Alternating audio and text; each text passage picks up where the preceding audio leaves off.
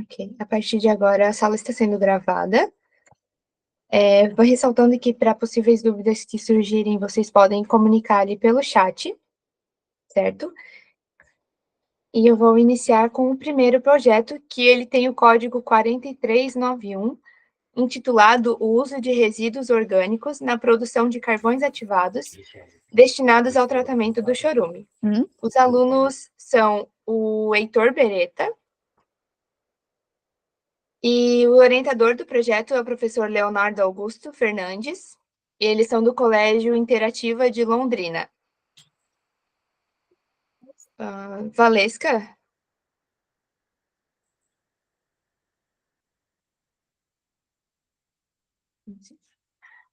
Só para silenciar o microfone ali.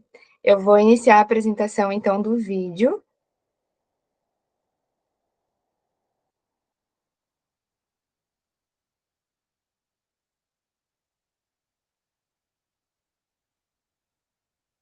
No grupo.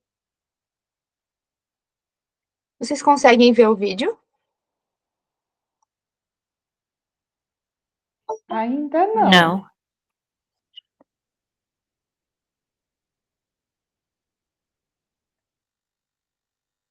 Peraí que eu selecionei errado. Vocês não estão conseguindo ver o vídeo? Não? Ainda não.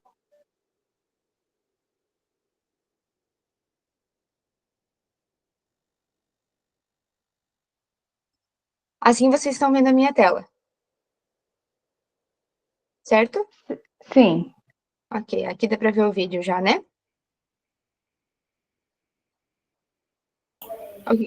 Alguém consegue me responder no microfone? Não. Não, não mostra. A gente não tá vendo a sua tela, a gente tá vendo você. Ok, tá.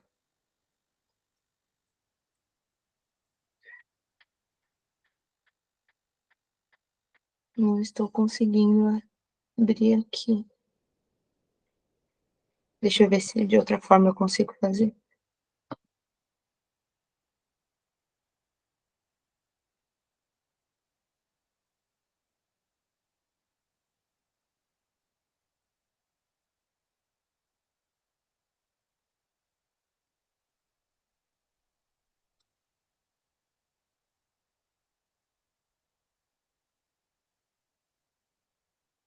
Ok, eu vou ter que fazer de outro jeito aqui. Assim vocês conseguem ver. Não. Você quer que eu tente projetar aqui? Eu sou orientador do projeto, você quer que eu espelhe aqui o vídeo? Olha, se você conseguir para mim agora, depois eu tento resolver daí para os outros casos. Então tá. Aí vocês Tá, me ok. falam se vai espelhar.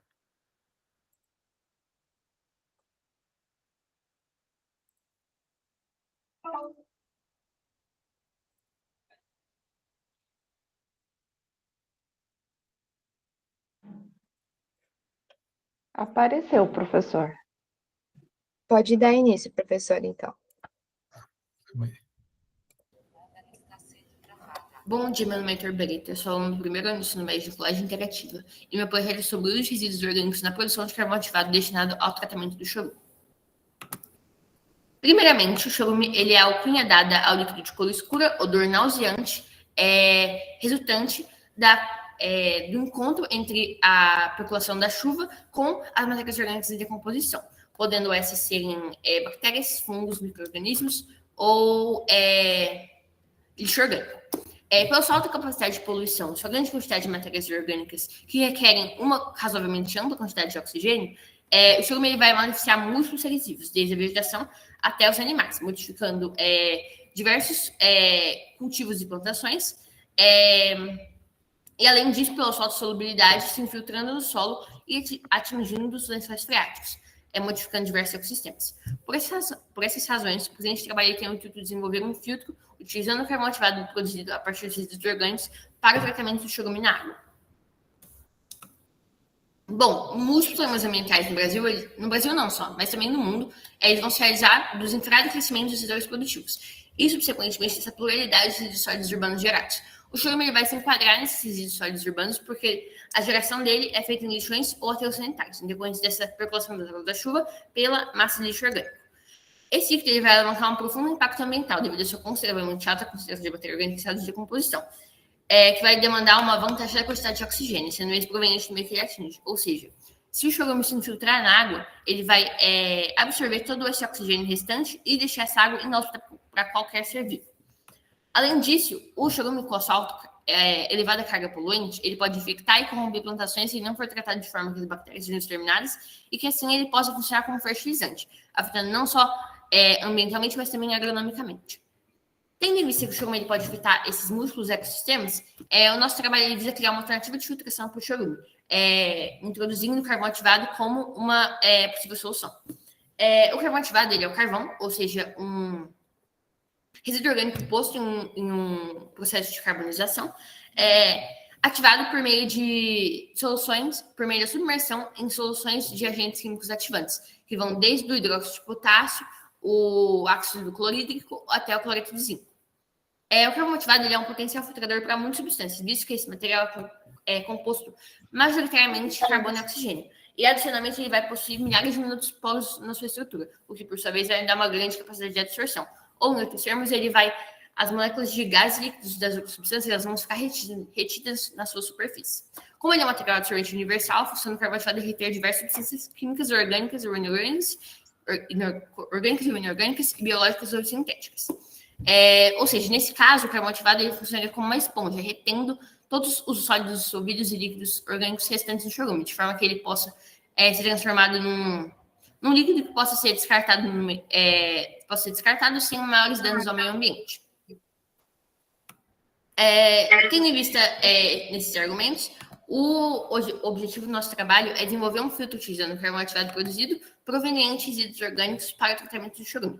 Esses resíduos orgânicos, no nosso caso, é o coco, mas também pode ser desde a cana até mesmo o eucalipto.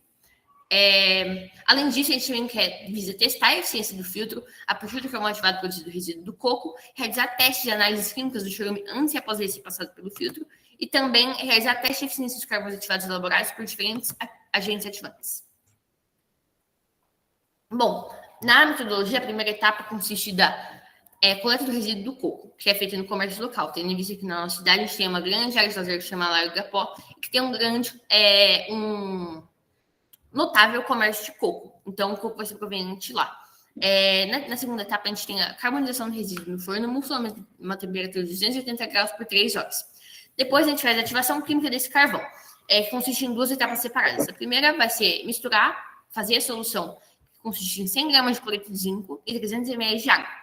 Depois, a gente submerge o carvão nessa solução. A segunda etapa consiste de misturar essa solução de 75 gramas de hidróxido de potássio com 300 ml de água e submergir o carvão separadamente nessa também. Depois que os carvões ativados já estiverem prontos, a gente vai para a etapa 4, que consiste na montagem do filtro.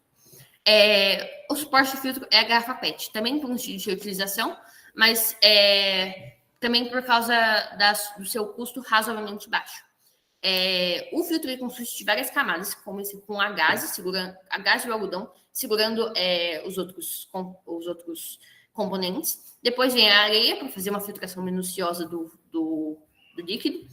O carvão ativado para tirar todos esses agentes químicos e sólidos orgânicos dissolvidos do chorume. Depois vem os polímeros de plástico, as bolinhas de polímero, as lascas de vidro e o pedregulho para fazer essa filtração dos sólidos restantes ali, os sólidos mais visíveis restantes ali no chorume. Depois a gente faz os testes de eficiência, que consistem em testes antes e depois do chorume ser passado pelo filtro. Os testes vão consistir de sólidos suspensos e dissolvidos, o pH, a condutividade e os nutrientes, consistem da amônia, o ferro, o oxigênio dissolvido e o nitrato.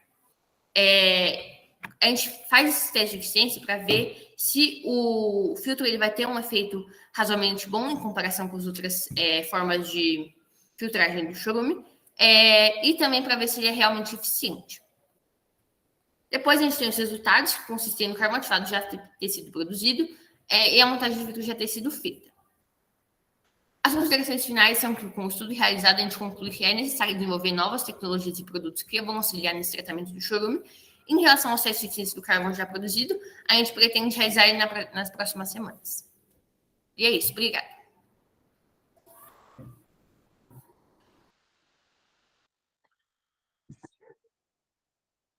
Muito obrigada, Heitor.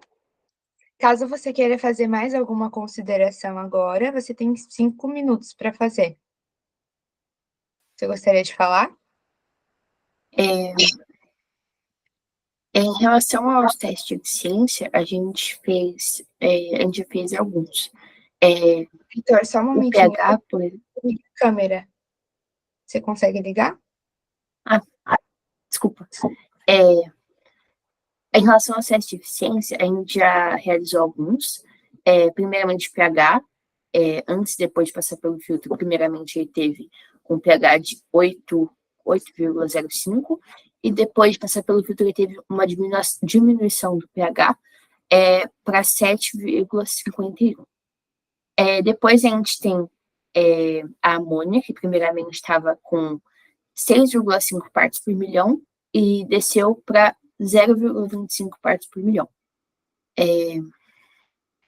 E o oxigênio dissolvido e o nitrato, a gente realizou ele primeiramente antes do filtro.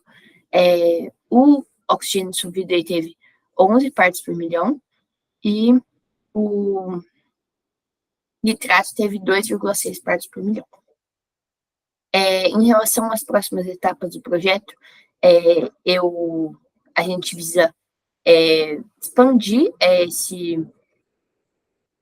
os nossos resíduos orgânicos. Eu quero incorporar a cana também, fazer os carbonos ativados de coco, do hidróxido de potássio e do cloreto de zinco, e o carbono ativado da cana no hidróxido de potássio e no cloreto de zinco, e comparar eles para ver qual é a melhor opção.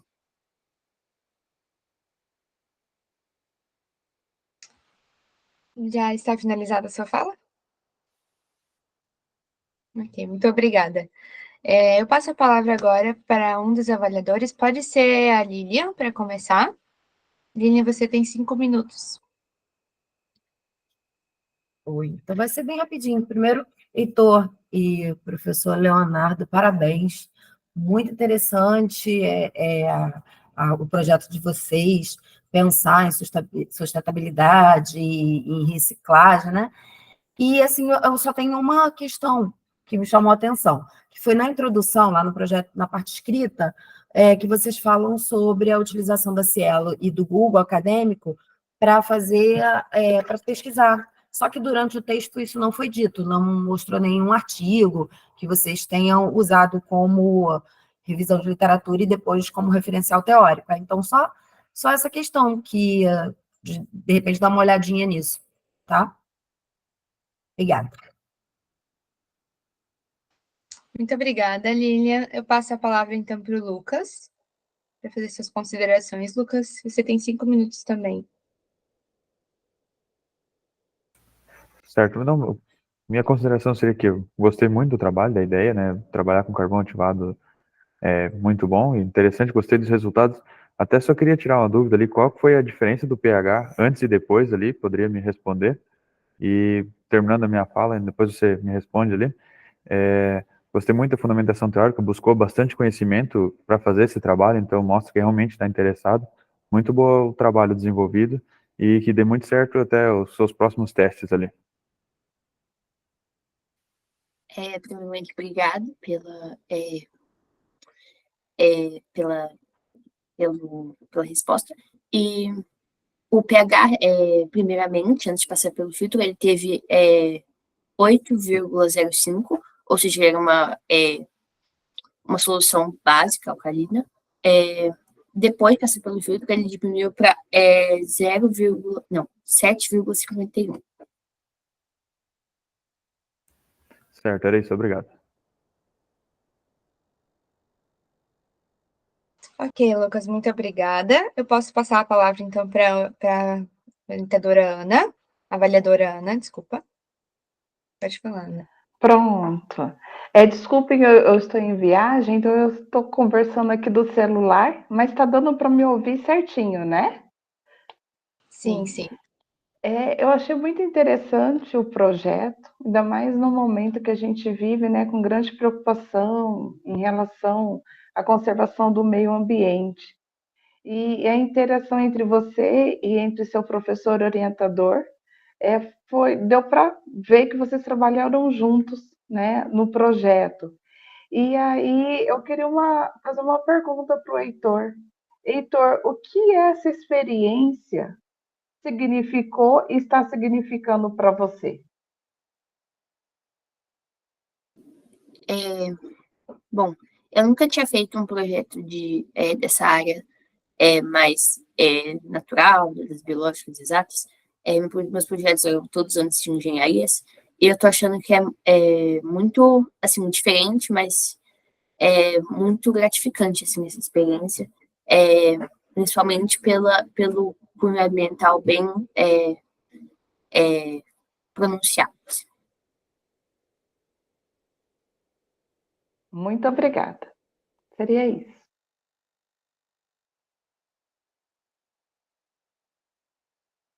Muito obrigada, Ana Paula. Obrigada, Heitor, e meus parabéns também pelo projeto.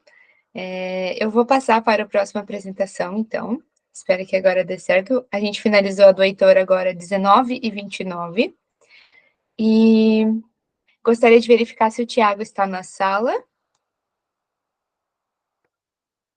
Tiago, autor do próximo projeto. Aqui. Certo. Vou tentar iniciar a apresentação agora novamente. Aqui.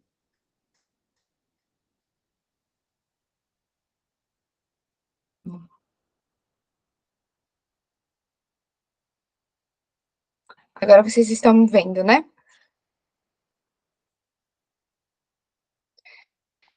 Sim, agora sim. Ok.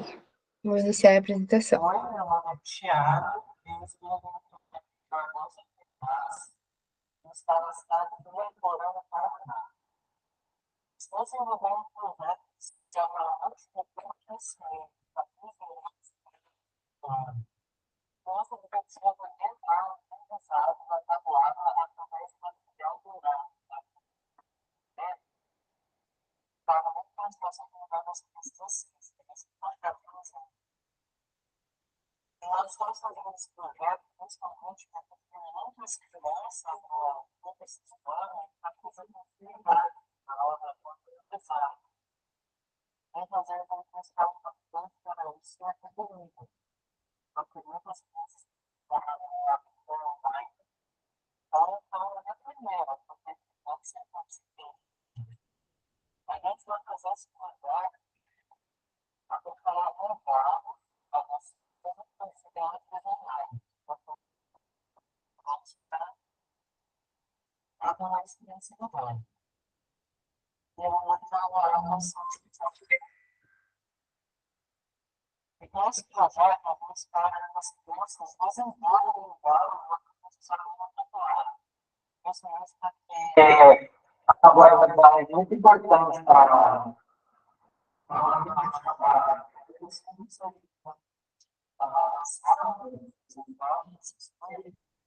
sempre usar. Então, eu vou apresentar para vocês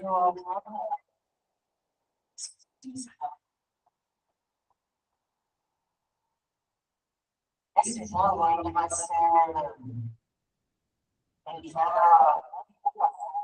não vai ser e a criança utilizando uma nova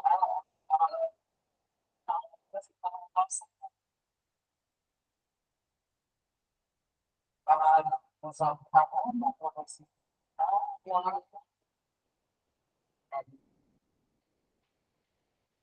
esse jogo ainda vai ser apontado apenas depois das atividades físicas que foram feitas. E para elaborar esse jogo, vamos fazer a plataforma de programação visual. Você vai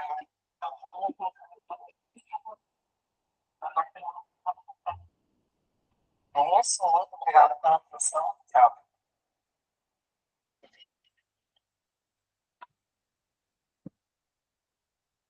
Ok, pessoal, eu peço desculpas aqui porque eu sou nova nas apresentações aqui. Eu acabei esquecendo de fazer a introdução do projeto, então eu vou apresentar agora o título do projeto do Tiago.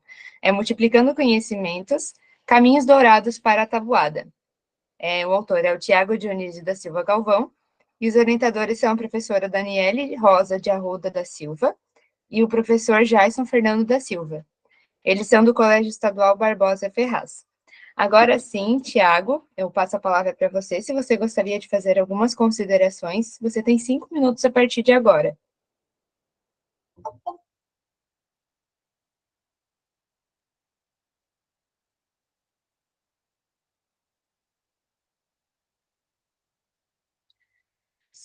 Tiago, você gostaria de falar?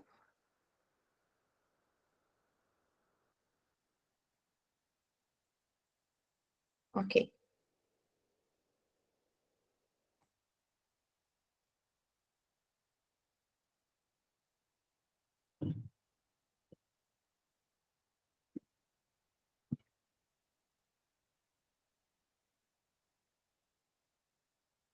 O Tiago pediu para aguardar um pouquinho, pessoal. Eu vou esperar ele. Dá para escutar certinho? Sim, pode falar. Primeiramente, eu gostaria de agradecer para poder estar aqui, né? Porque é a minha primeira vez fazendo algum projeto assim para a FEBIC. E é bom que eu já tenha conseguido fazer algum passo, não é? Falando um pouquinho do projeto, eu gostaria de falar mais sobre a metodologia na hora de fazer as intervenções na escola. Na primeira semana de intervenção, eu propus algumas atividades utilizando o material dourado para as crianças. Uma atividade que eu gostaria de dar inclusão é sobre o jogo Nunca 10, que alguns já podem ter ouvido falar, mas para quem não sabe, o jogo Nunca 10 ele consiste em um jogo em que você roleta dados para poder conseguir quantidades de unidades de material dourado. No caso, são esses aqui que eu estou segurando. E ao roletar dados, você vai conseguindo quantidades aleatórias, e sempre que você chegar a 10 unidades, você chega a uma dezena. Você tem que trocar essas 10 unidades para uma dezena. E assim você vai seguindo até você atingir seu objetivo, seja conseguir 100 unidades, o que seria uma centena, ou então quem conseguir mais em uma certa quantidade de rodadas. E vendo na hora de aplicar essas atividades, eu percebi que os alunos eles conseguiram até que entender muito bem como é que funciona o jogo, como que faz para poder trocar as unidades por dezenas.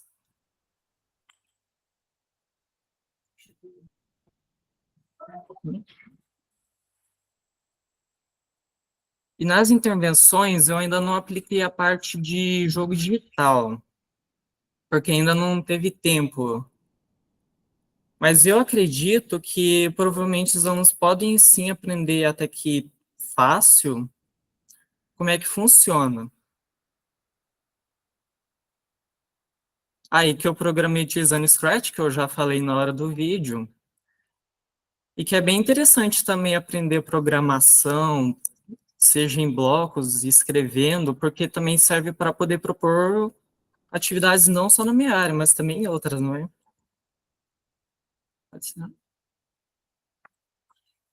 Aí, mais uma vez, agradecendo por isso. Terminei minha fala. Ok, Thiago, muito obrigada. Eu vou começar a passar a palavra, então, para os avaliadores. Podemos começar pelo Lucas. Lucas, você tem 5 minutos para fazer suas considerações.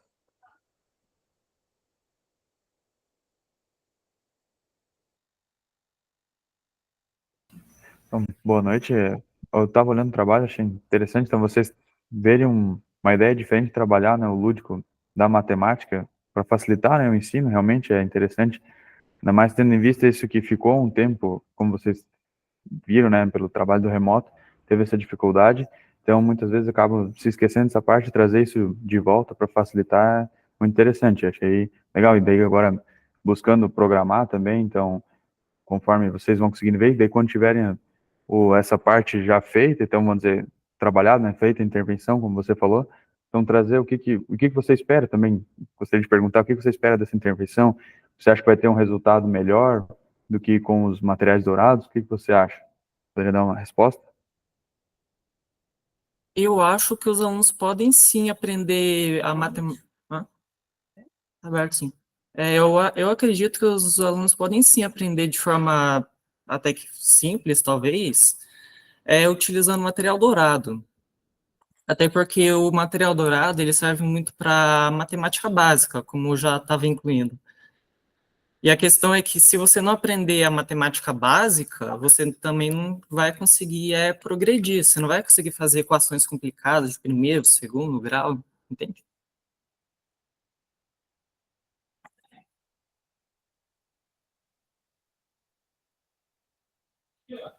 Certo, seria isso. Muito obrigado.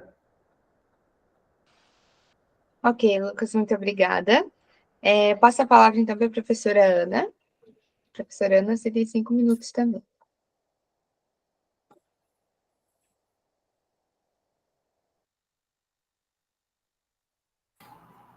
Eu acho que ela não está aqui, não. Acho que ela caiu. Ok, eu não tinha percebido. Professora Aline, você pode dar seguimento? Primeiro, parabéns pelo trabalho, muito legal, muito bacana. Gostei muito, e de ver um trabalho de matemática feito por alguém tão novo, né? Bem legal, né? Parabéns para você, para o seu professor, orientador. Uma coisa que eu ia pedir, e você acabou fazendo, que era falar do Nunca 10. Eu acho que ficou faltando isso na escrita.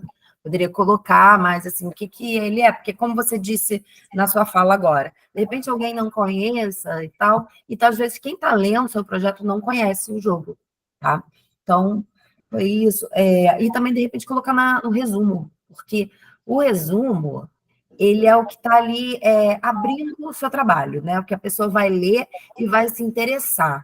Poxa, ela lendo ali, pô, legal, isso me interessou e tal. De repente, colocar ele ali no resumo também. Do mais, era isso. Parabéns. Obrigada, professora Lília. Nós vamos aguardar 2 minutos pela professora Ana. Caso ela não retorne, nós vamos dar seguimento às apresentações, tá bem?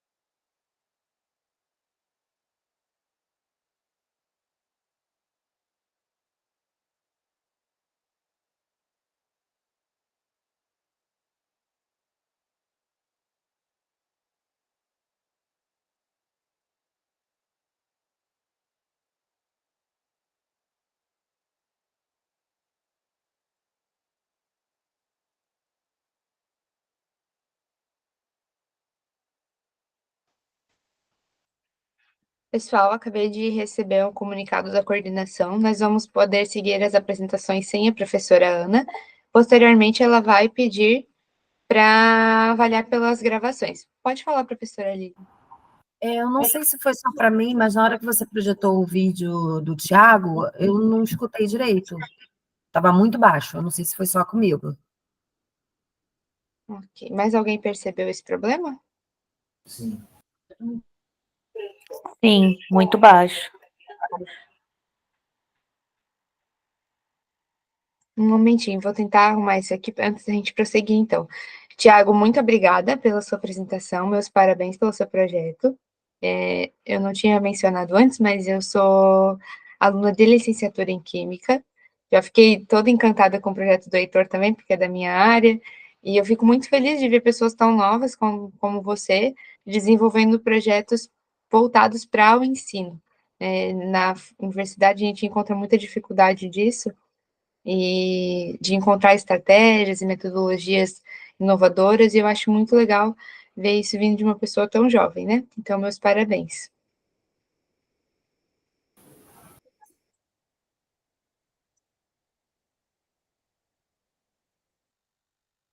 Vou tentar ver se eu consigo arrumar o som. Um minutinho, pessoal.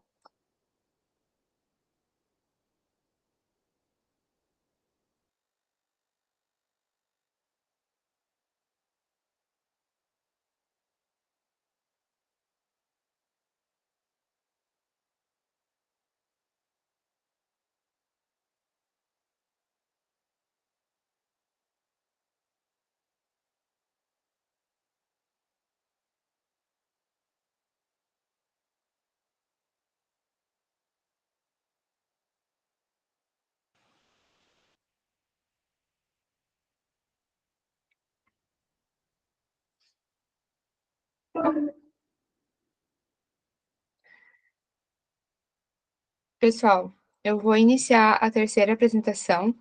É o grupo de código 4451, intitulado Mistérios Mágicos Revelados. Os autores do projeto são os alunos Guilherme Arruda Cabral dos Santos, Maria Eduarda Borso da Fonseca Urbanski. Eles estão na sala? Sim, Sim, estamos. Ok. Os orientadores do projeto são a Daniele Rosa de Arruda da Silva e o Jason Fernando da Silva, também do Colégio Estadual Barbosa Ferraz.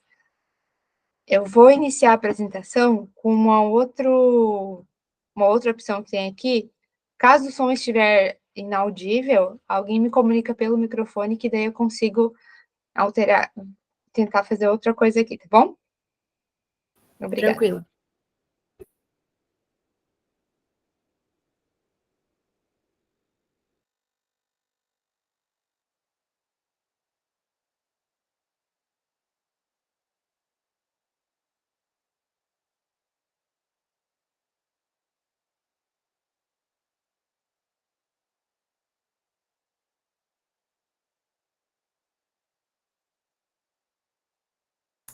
Esse não é o nosso vídeo.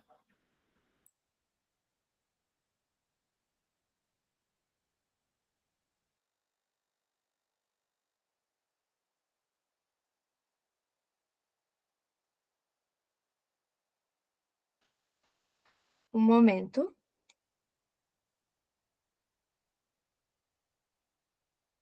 O de vocês é Mistérios Mágicos, né? Isso. Ok.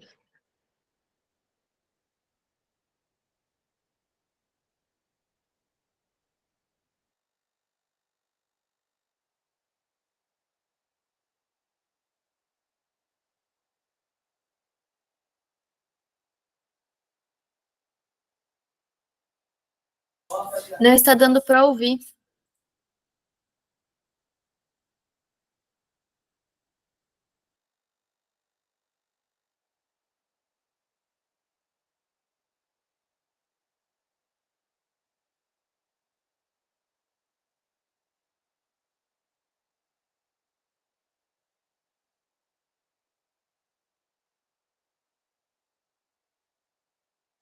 Não está dando para ouvir o áudio do vídeo.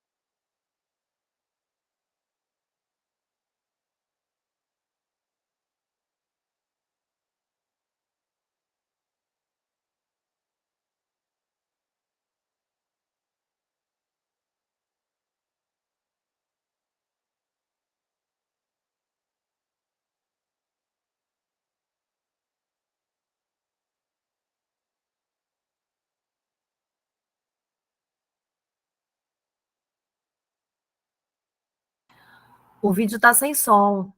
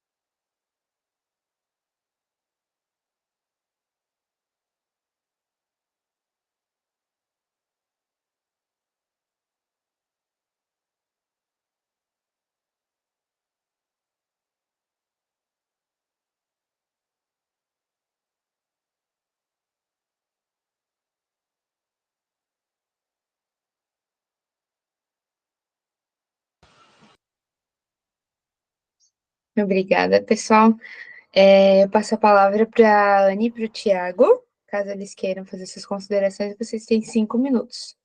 Então, a gente estava te avisando que estava sem som.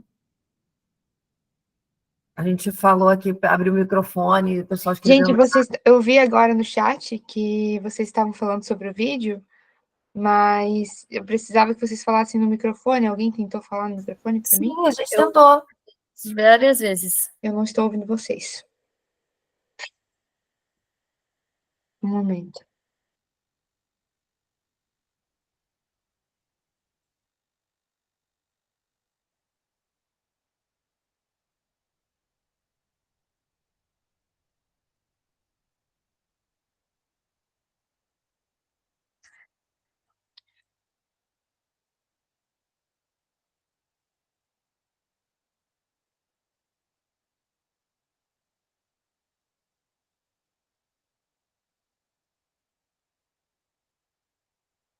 Alguém pode falar, por favor, para ver se agora está funcionando o áudio? Oi, você está ouvindo? Para mim não está saindo. Os Boa outros noite. integrantes conseguem ouvir. Sim.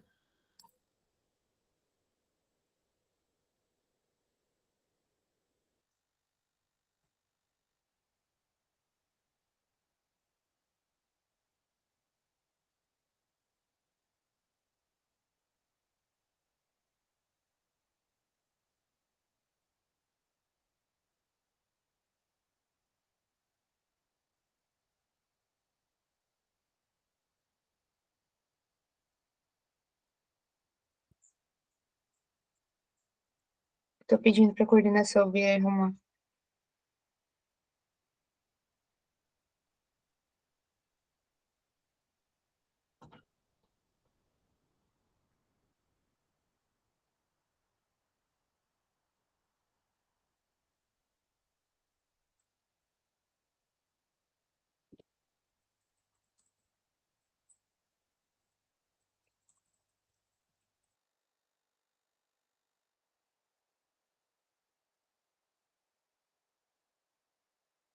Boa noite.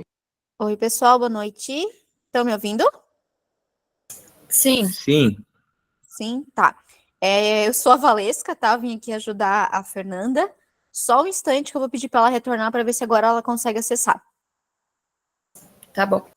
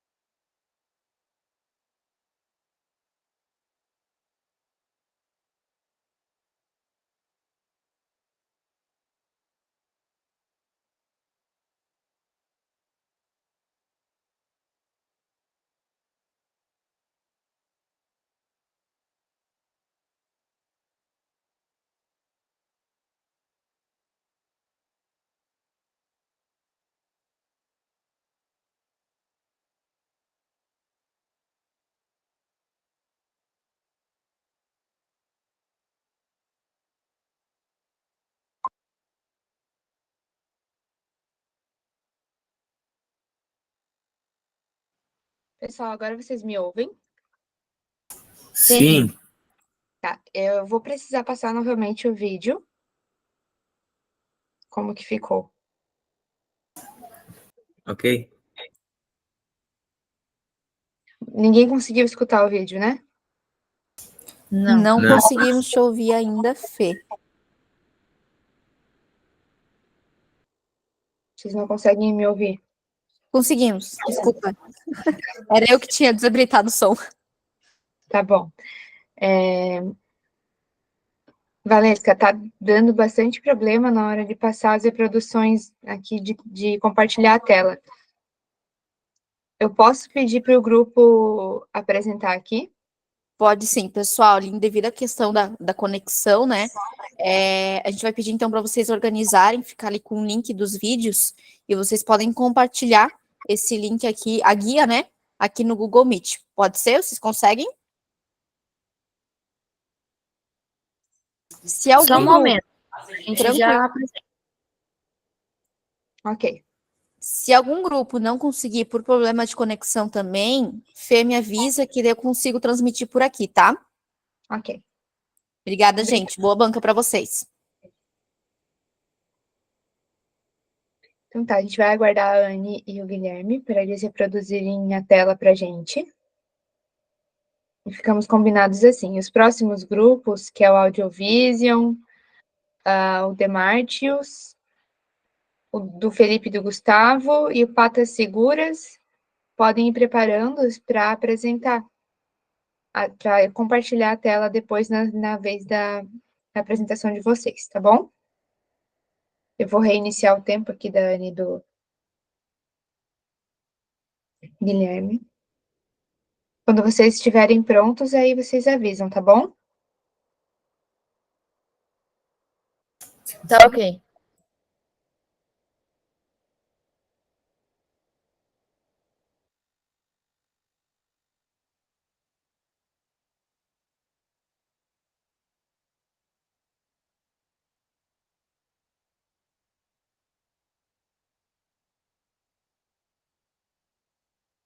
Pode apresentar?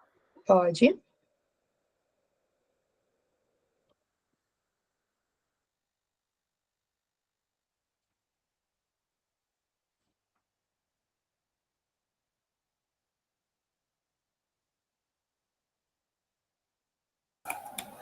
Tá dando para ver?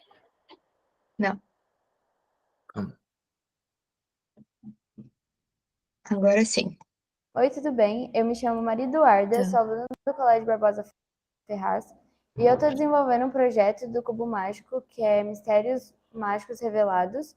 O trabalho eu e o meu amigo Guilherme, que estamos desenvolvendo ele. O nosso principal objetivo do Cubo Mágico é ensinar as crianças a ter uma melhor forma de coordenação motora, raciocínio lógico, prestar atenção quando a gente está fazendo alguma coisa, que a atenção no Cubo Mágico é uma coisa muito importante.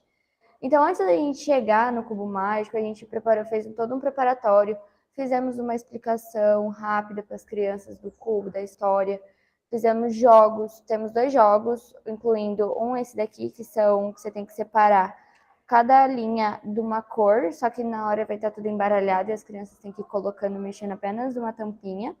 Tem um outro também que a gente faz, que é no chão, que daí você tem que fazer a mesma coisa, só que daí em grupo.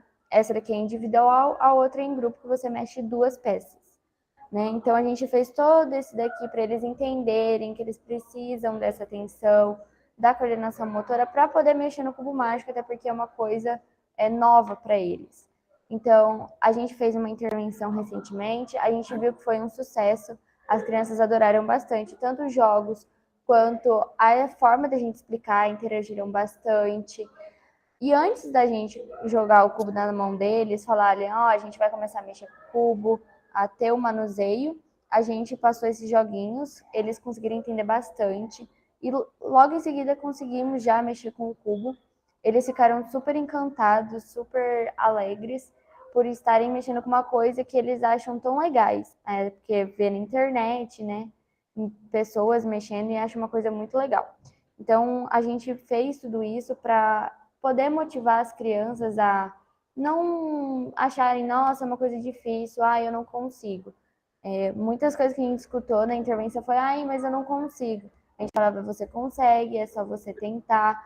Então, assim, foi onde a gente conseguiu fazer essa intervenção para a gente saber muito bem o que a gente estava fazendo, se estava dando certo, se estava fluindo como a gente esperava, até porque como eu disse, o nosso objetivo é ensinar as crianças a ter um raciocínio lógico muito bom, atenção, a coordenação motora.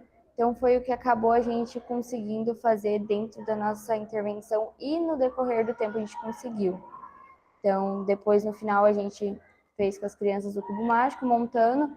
Foi super legal, eles deram meio que um feedback pra gente bem legal, falando que gostaram, acharam super interessante. E então, ainda a gente esperando a gente para voltar, pra gente fazer mais vezes com eles, porque eles gostaram bastante. A gente fez uma promoção aqui no colégio para a gente conseguir tanto os cubos mágicos quanto as atividades. Tem 40 unidades de cada, para que todas as crianças consigam ter o contato, consiga ter a experiência de estar mexendo com as atividades e com os cubos mágicos.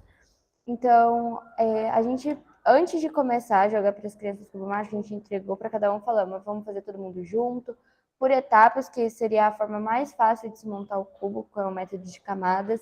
Ensinamos eles, para eles desenvolverem essa atenção. Dividimos a gente também em grupo na hora de explicar, que seria, eu acho que mais fácil para eles entenderem. Uns acabaram tendo mais dificuldades, outros mais facilidades, outros acabaram que já sabiam montar, mas de uma forma diferente. Então, a gente foi tentando explicar, mesmo para quem já sabia, a gente explicou, mostrou a forma que a gente faz, para ensinar novos jeitos para a criança ensinar. Então, foi uma coisa bem legal, que eles aprenderam bastante em apenas uma intervenção ainda. Oi, meu nome é Guilherme, eu sou do segundo B do ensino médio do Colégio Barbosa Ferraz e hoje eu vim falar sobre o nosso projeto do Cubo Mágico. Então, como sabe, esse projeto a gente está desenvolvendo na sala de altas habilidades e eu queria falar sobre um pouco sobre ele. A gente estudou pesquisou bastante, que o cubo mágico pode ajudar em várias coisas, tipo, na matemática, na matéria, em várias outras coisas, tipo, por exemplo, pra mim, eu aprendendo me ajudou muito, sabe? Consigo pensar melhor, raciocínio, essas coisas, muito bom mesmo. E a gente fez esse projeto e a gente quis levar ele pra fora pra ver como que é, né? Então a gente levou no Renascer, que é tipo uma casa de vivência lá de Ivaiporã, sabe? Onde as crianças ficam à tarde para fazer atividades. Levamos lá e apresentamos nosso projeto. Nosso projeto consiste em ensinar como é o cubo, sabe? Para as crianças aprenderem. E isso vai ajudar muito no currículo, sabe? No pensamento lógico, no raciocínio, em várias outras coisas. E tipo, a gente percebeu que algumas tinham muita dificuldade e outras tinham muita facilidade, sabe? Mas todas conseguiram fazer o que a gente estava ensinando. E isso a gente foi ensinando, foi falando, algumas tiveram dificuldade, mas quando a gente falava, eles iam pegando, sabe? Aprenderam muito bem, super bem. Fizemos outras atividades também com eles, que é de raciocínio lógico, para ajudar no início, né? Fizemos primeiro uma brincadeirinha deles para eles correrem, que também tem a ver com raciocínio. Fizemos outros que eles ficaram sentados, ficaram mexendo, que é uma brincadeira à parte do nosso projeto, né? Que a gente incluiu junto para ajudar. Mas isso para mim foi muito gratificante, ajudar a ensinar as crianças, sabe? Elas se deu muito bem, elas gostaram bastante. E elas estão indo muito bem, sabe? E que isso vai ajudar muito elas futuramente, que aprende a resolver, vai melhorar muito, sabe? Porque, tipo, meio que o cérebro vai disparar, sabe? Vai aprender várias coisas, vai pensar melhor, vai aprender melhor, visualizar melhor, tudo. Então, por isso que a gente acha que o Cubo Mágico é uma excelente ferramenta no ensino escolar, que pode ser uma ferramenta muito boa no ensino escolar. Muito obrigado, gente.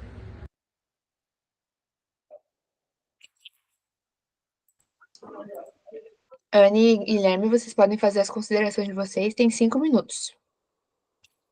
Ok. Meu nome é Maria Eduarda, eu sou aluna do Colégio Estadual Barbosa Ferraz. Eu sou do segundo ano de Desenvolvimento de Sistemas. Oi, meu nome é Guilherme, eu sou do Colégio Barbosa Ferraz, estou no segundo ano do itinerário de Ciências Exatas da Natureza. Bom, o nosso objetivo principal do nosso projeto é compreender, ensinar para as crianças a importância do cubo mágico. Por quê? Ele é muito bom tanto para raciocínio lógico, pensamento rápido e até mesmo concentração, memória. Então, a gente quis mostrar para as crianças isso, ensinar eles, até porque muitas crianças onde a gente aplicou os projetos não tinham acesso a esses brinquedos, que seria o cubo mágico, ou tem acesso com aquele cubo mágico, mas é duro, o nosso já é mais molinho, então é um material bom para estar apresentando para as crianças. Então, por isso que a gente quis apresentar para essas crianças mais carentes, eu diria, por ter essa questão de acesso. A nossa metodologia, a gente pegou, fizemos por partes.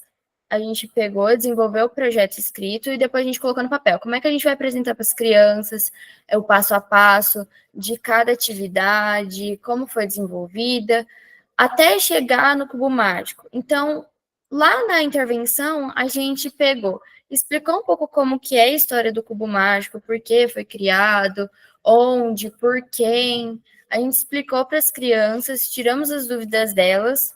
Muitas crianças tiveram dúvidas, muitas já sabiam, então depende muito dessa questão. Aí, após essa conversa com eles, a gente foi para a primeira atividade, que é a atividade correndo. E depois a gente foi para a atividade que seria sentado, atividades com as tampinhas, e depois a gente foi para os jogos. Para os jogos não, para os cubos, desculpa. Os cubos a gente foi para o método mais fácil, que seria o método de camadas. Então, muitas crianças sabiam métodos diferentes. Eu mesma, particularmente, não sabia.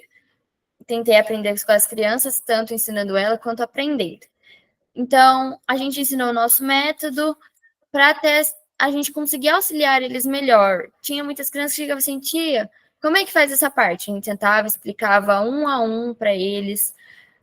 A gente se dividiu em grupos, até porque, como a gente tinha 40 unidades de cubos, muito lugar que a gente foi tinha essas quantidades de 40 crianças, mas também tinha lugar que tinha menos. Então, a gente se dividia para trabalhar melhor, dar atenção para todos. A nossa relevância, né, para o trabalho é relevante para a sociedade, porque isso é uma coisa que trabalha muito a concentração das crianças, principalmente crianças que estudam, todas as crianças estudam, então na sala de aula é muito bom ter essa concentração quando o professor está explicando, quando alguém está falando com você, até para você prestar atenção, guardar na memória o que a pessoa está falando. Então, por isso que a gente escolheu esse tema de trabalho, por ser uma coisa muito importante para todas da sociedade. Se a criança aprender ali o cubo mágico, ela pode ensinar para outras pessoas. Então, daí eu também queria citar aqui como que isso é importante, uma atividade lúdica, né? Que não é só uma brincadeira, eles vão estar brincando e ao mesmo tempo aprendendo. Então, vai ser, para mim, eu acho um método muito melhor, né? Porque eles se concentram mais, eles se interessam mais sobre o assunto e ainda eles estão aprendendo. Mais na matemática ainda, geometria, essas coisas, cálculos, tudo o cubo ajuda. A gente conseguiu os 40 cubos com a promoção da escola, aqui estão eles, as atividades também. E atividades, a gente plastificou todas elas, né? Juntamos tampinhas também para fazer. Então, eu queria mais esse ponto, como que não é só uma brincadeira, é algo mais sério, sabe? Eles vão estar brincando e aprendendo. É isso. Eu queria agradecer pela oportunidade de a gente estar participando. Também é a nossa primeira vez. Então, muito obrigada. É isso, tem alguma coisa para falar? Obrigado também. É isso. Muito obrigada, pessoal. Eu vou passar a palavra, então, para os avaliadores. A Lilian pode começar avaliando agora. Boa noite. O trabalho de vocês é muito, muito bacana, muito legal. E eu acho interessante essa coisa de levar algo físico, né, o cubo, para eles manipularem, já que está um momento de celular o tempo todo, o uso do celular, jogos assim. Então, usar esses jogos físicos é bem legal. Eu vi no projeto de vocês que o trabalho de vocês é muito bacana, mas o projeto não tem nem um terço do bacana que ele é. Faltam algumas informações. Eu não tenho quais são as atividades essas atividades que vocês falaram, não está lá no projeto. E o material escrito... Peraí, deixa eu ver aqui. Uma pergunta que eu tenho para vocês. Lá no projeto, está dizendo que seriam para crianças de 11 a 12 anos, certo? Mas aí foi aplicado em crianças de 8 a 10. Então, eu não entendi por que ela foi aplicada no de 8 a 10, isso não ficou claro, e poderia também ter usado um pouco dessa experiência, ter falado um pouco disso, dessas crianças de 8 a 10, como é que foi. Deixa eu ver o que mais. Aí, como eu falei, desses jogos antes do uso do cubo, que vocês falaram aí pra gente, colocar isso no projeto seria bacana. Deixa eu ver, eu tinha essa pergunta. Essa pergunta das crianças de 11 a 12, e como é que foi para as crianças de 8 a 10? Por que vocês acabaram parando lá no de 8 a 10? Bom, a gente colocou no projeto de 11 a 12. Seria a faixa etária mais ou menos do que a gente queria, só que como a gente fez em projetos, a gente ampliou essa idade, até porque nos projetos que a gente aplicou são idades conjuntas. Então, todas as idades acompanharam, mesmo tendo 8, 10, eles conseguiram acompanhar, a gente conseguiu pegar com todo mundo. Por isso, dessa faixa etária de 11 a 12, porque a gente teve que ampliar pela questão de serem misturadas idades. Entendeu? Sim, entendi. Obrigada. Nada. Por nada. Tatiana. Muito obrigada, professora Lilian. Eu vou passar a palavra para o professor Lucas. Então, professor Lucas tem 5 minutos a partir de agora.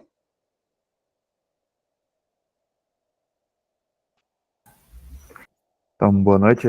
Achei interessante o trabalho de vocês, mas concordo com a professora Lilian ali, que também falou, né? O projeto de vocês não é nem metade do que vocês falaram no vídeo, no projeto. Então, vocês darem uma ênfase também em aumentar esse projeto, escrever bem, né? Porque o trabalho é muito bem desenvolvido, vocês fizeram bastante atividades diferentes, buscaram os raciocínios lógicos e também porque eu queria entender também porque vocês limitaram até 12 anos, porque também não trabalhar com as turmas do ensino médio, que nem são as turmas que vocês estão também, raciocínio lógico, porque sempre é bom desenvolver, né? Mas, de forma geral, muito bom o trabalho de vocês.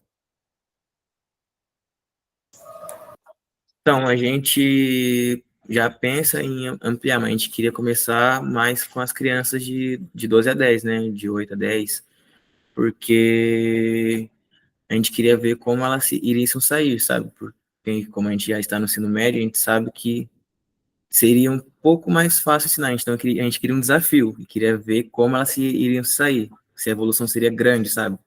Como elas estão começando agora, no ensino fundamental, a gente queria ver como isso ia dar certo. Certo, entendi. Muito bom, obrigado. Obrigada, professor Lucas. Meus parabéns, Anne e Guilherme, pelo projeto de vocês, está muito legal. E a gente vai dar prosseguimento, então, às outras apresentações. O de vocês encerrou agora 8h17. Obrigada. Obrigada, gente. O próximo grupo é o código 4463. Título Audiovision, uma solução de visão computacional para deficientes visuais. Os autores do projeto são Abelardo Palácios Ribeiro, Fernando Gabriel Satolo Quelho e Pedro do Amaral. Vocês estão presentes? Boa noite, estamos presentes. Podem organizar a apresentação de vocês, eu vou terminar de apresentar aqui. Os orientadores são Vinícius de Araújo Maeda, e eles são do Instituto Federal do Mato Grosso do Sul. Vou colocar aqui o início da apresentação. Vocês conseguem compartilhar a tela? Sim, a gente consegue. Vou compartilhar aqui. Ok, muito obrigada.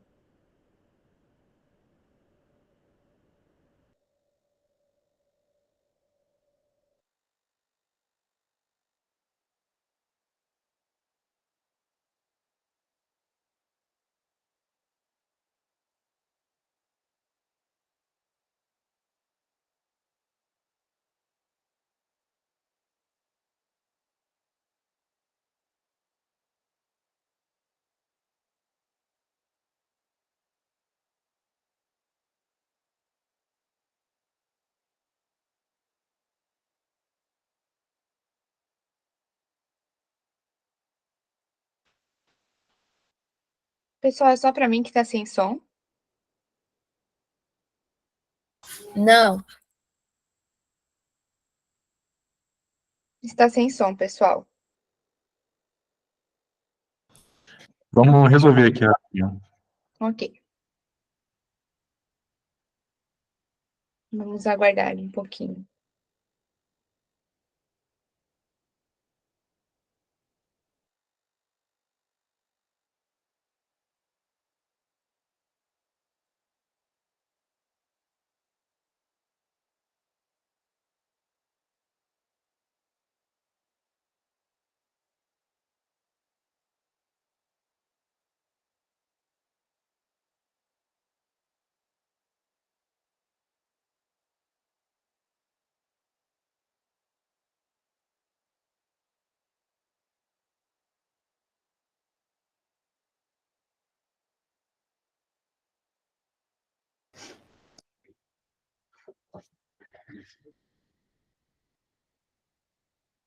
Não, galera, me chamo Fernando Gabriel, me chamo Pedro Gabriel. E esse é uma defesa. Agora tá dando para ouvir? Está sim. Ok. Uma solução de visão computacional para pessoas com deficiência visual, produzido no IFMS Campus aqui da UANA. De acordo com o IBGE, existem cerca de 6,5 milhões de habitantes no Brasil que possuem deficiências visuais. Esses habitantes acabam sofrendo muito no dia a dia, com problemas como andar nas ruas, ou se locomover para sua casa, para o supermercado, como por exemplo nesse vídeo. A gente consegue perceber que existem muitas informações nas ruas atualmente, e elas acabam não chegando a essas pessoas, pois elas não têm visão. E isso é projetado de diversas formas. Estamos criando uma ferramenta que poderia ajudar eles no dia a dia, ou seja, uma ferramenta assistiva para eles, que poderia fornecer uma maior autonomia e um maior controle sobre suas vidas. Dessa forma, eles teriam acesso a diversas informações que normalmente elas não conseguiriam acessar. E além do mais, nosso projeto usa uma máquina escrever Python para rodar um programa utilizado no nosso projeto. Para o funcionamento do sistema, nós utilizamos a linguagem de programação, utilizamos a inteligência artificial para a detecção dos objetos. Para isso, nós utilizamos um banco de dados chamado com 80 classes de objetos diferentes. Os objetos mais vistos no dia a dia, como carros, pessoas. Então, nosso protótipo funciona da seguinte forma: a câmera captura de imagem, ela envia a imagem para a Fibero, onde tem o programa que a gente desenvolveu, e a inteligência artificial faz o processamento dessa imagem, capturando todos os objetos dela e transcrevendo e transformando em algo para que Inicialmente, estávamos utilizando o modelo de OV4 junto do banco de dados. E, por causa disso, o nosso processamento estava muito alto em comparação com o que a gente utilizava, fazendo com que a performance fosse muito ruim. Devido a isso, optamos por utilizar o OV8, e que teve uma diferença de cerca de 200 megabytes, fazendo com que a tempo de resposta fosse muito menor em comparação com o modelo anterior. É importante que existem no mercado equipamentos que fazem porém eles acabam tendo um custo muito baixo e sendo muito pouco acessível. Então, a proposta do projeto é justamente criar um projeto acessível e adaptável, que nós temos que ter acesso sem muitos custos, pois entendemos a importância socioeconômica e a inovação tecnológica para o nosso país. Por fim, o nosso protótipo está completo, então estamos na fase de testes com ele para testar sua eficácia. Sim, nos vemos na FIBIC.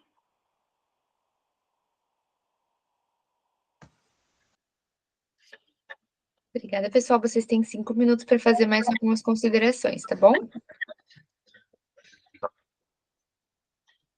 Boa tarde, ou boa noite, né? Boa noite. Primeiro, a gente queria fazer alguns adendos que a gente não conseguiu falar no vídeo, né? Primeiro, a gente quer propor o melhor custo-benefício, buscando cada vez mais formas de reduzir o preço, tanto através de melhoras na performance do nosso projeto, quanto também na possibilidade de reduzir os custos da produção, porque atualmente a gente está utilizando impressora 3D. Assim a gente pode tentar buscar uma sintonia entre um hardware bom, com bom processamento e que ofertasse um bom custo-benefício aos usuários. O modelo que a gente utilizou é o EOLV8, que é um modelo open source de detecção de imagens, e o método dele utiliza uma passada única e divide a imagem em pequenas grades para realizar as detecções. Bom, a gente também não falou no vídeo, mas a gente está trabalhando agora, depois que a gente produziu aquele vídeo, nós estamos focando na produção do modelo 3D, porque a gente estava tendo alguns problemas com relação a equilíbrio, questão de conforto, e a gente não mostrou no vídeo também, mas a gente já tem o modelo 3D aqui impresso, que a gente está utilizando como teste. Esse é o protótipo. Já com a câmera embutida, né? E a gente está usando ele para fazer os testes. E, bom, é isso. E é isso. Muito obrigada, pessoal. Eu vou passar a palavra para os orientadores, então a gente pode começar com o Lucas. Lucas, você tem 5 minutos. Então, boa noite a vocês, parabenizar pelo trabalho, a ideia do trabalho é muito boa, interessante realmente vocês pensarem nessa facilidade de acessibilidade, né, para essas pessoas, muito interessante. Queria tirar uma dúvida, qual que é o material que vocês estão usando para fazer essa estrutura do óculos ali na impressora 3D? Estão usando a impressão normal ou estão usando algum outro material?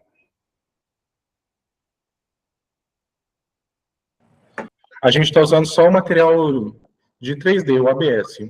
Só que, futuramente, por causa de articulação, a gente está buscando entre usar parafusos no rolamento ou mesmo algum meio de imprimir algo para tentar fazer um rolamento no próprio óculos para fazer a articulação dele.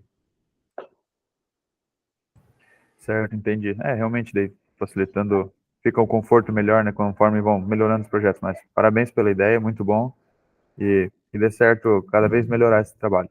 Parabéns. Muito obrigado. Obrigado. Obrigado, Lucas. Professora Lilian, pode falar também agora, tem 5 minutos. Oi, meninos, parabéns, trabalho muito bacana mesmo. Com relação à parte escrita, eu só achei o que vocês chamam de problema muito longo, muito longo. Seria bom se vocês conseguissem resumir um pouquinho e colocar na forma de pergunta. Eu assim, né, gosto muito do problema, da questão como uma pergunta mesmo. E aí ficou bem longa, parecia uma hipótese. E eu tenho uma pergunta, a pessoa, ela solicita a imagem, ou a imagem a determinado momento ela vai aparecer? Deu para entender a pergunta? No momento, a gente fez um sistema para que a pessoa mesmo ela pudesse clicar no botão e aí sim ela conseguisse realizar essa detecção. Porque antigamente a gente realmente testou deixar livre essa possibilidade, né, de continuamente estar detectando, realizando detecção. Só que a gente pensou, é muito cansativo para a pessoa. Então é muito melhor a pessoa ter a possibilidade dela clicar e, vamos usar um exemplo. Ela vai atravessar a rua. Só nesse momento que ela vai querer atravessar a rua, que ela vai querer clicar no botão para detectar, ver se tem um carro vindo ou não. Ah, legal. Eu realmente pensei nisso. Eu falei, porque senão é muita informação para a pessoa a todo momento. Ela vai virando, né? Bem interessante. Obrigada. Ok, então, muito obrigada, professora Lilian. A professora Ana Paula posteriormente vai estar fazendo as correções por vídeo, né? Só gostaria de lembrar este ponto. E obrigada, meninos. Meus parabéns pelo projeto de vocês. E a gente pode prosseguir para o próximo projeto, então. O próximo projeto é o de código 4491. Os alunos são Cleidson Teixeira Prado, Luiz Eduardo da Cruz Santos e Maria Alicia Prates de Oliveira. Estão na sala? Sim. Ok. O título do projeto deles, então, é o Demartius, versão beta, uma proposta inovadora para o ensino e aprendizagem de matemática. Os orientadores do projeto são o professor Wellington Jesus de Oliveira e a professora Elivânia Magalhães Prates. Eles são do Colégio Estadual Anísio Teixeira. E vocês prepararam a apresentação para compartilhar? Sim, eu vou tentar compartilhar a tela aqui. Ok. Muito obrigada.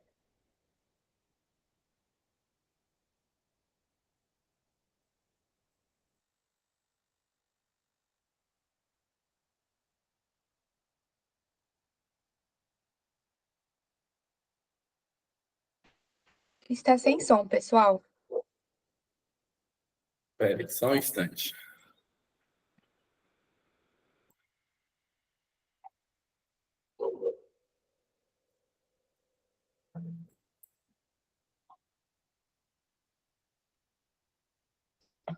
Deixa eu ver se agora eu Percebemos que 94 todos os alunos apresentam grandes temas e alunos, principalmente na área de exatas. Com isso, os alunos alegam que eles não têm recursos inovadores, eles perdem o interesse pelo conteúdo. A partir disso, desenvolvemos um jogo primário. Eu tinha comentado na problematização do projeto, a gente viu que na nossa instituição os professores utilizam muito uma linguagem rebuscada para o ensinamento da matemática. Os alunos não gostam da matéria e eles utilizam muitos jogos eletrônicos dentro da sala de aula. Então, por que não juntar o útil com o agradável? E aí nasce a proposta de criar o Emacs. Durante a nossa pesquisa, a gente encontrou vários artigos de pedagogos, psicopedagogos e cientistas da computação falando sobre a implementação dos jogos dentro da educação. E depois de elaborar toda essa pesquisa e ver que os resultados podem ser otimistas, a gente fez um breve apanhado dentro da nossa instituição, pesquisando o que os alunos tinham mais dificuldade. E aí criamos o jogo a partir dessa dificuldade, implementamos uma avaliação antes da aplicação do jogo e depois da aplicação do jogo, verificando os resultados. Bem, agora eu ia apresentar um pouco sobre os resultados obtidos pelo estudador exigida antes e após a aplicação do jogo em sala de aula. Bem, foi realizada a pesquisa de uma sala de aula com 40 alunos. Deles, antes da aplicação do jogo, 26 alunos tinham nota superior a 5 pontos. Após o jogo, esse número caiu para 3 alunos, a nota para 5 pontos. Alunos com nota maior que 5 pontos antes da aplicação do jogo era de 5 alunos.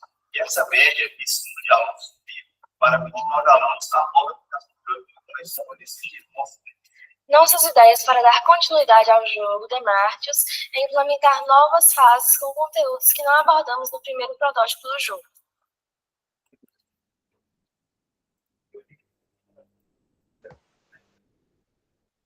Pessoal, os alunos agora podem aproveitar o tempo. Se quiserem fazer mais algumas considerações, vocês têm 5 minutos.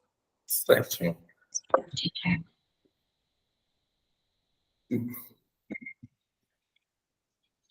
Luiz, quer começar? Ou... Bem, para... Pode.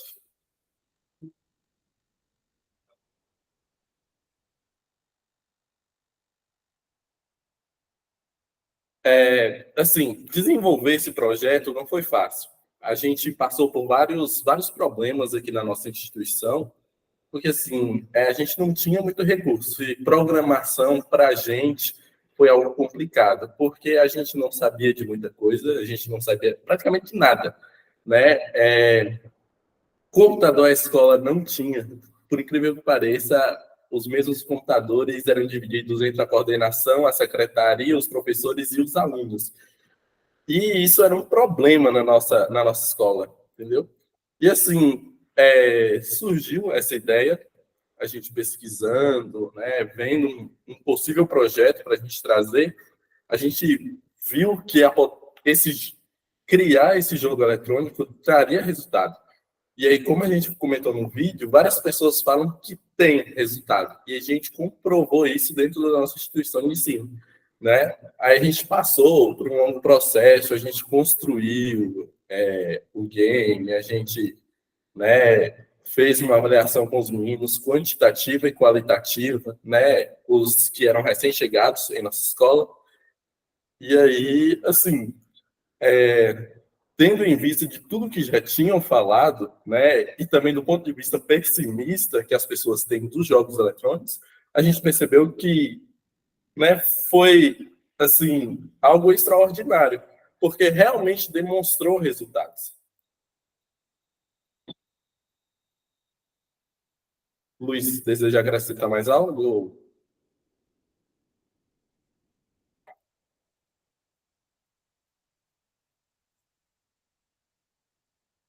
Aqui, nessa proposta inovadora,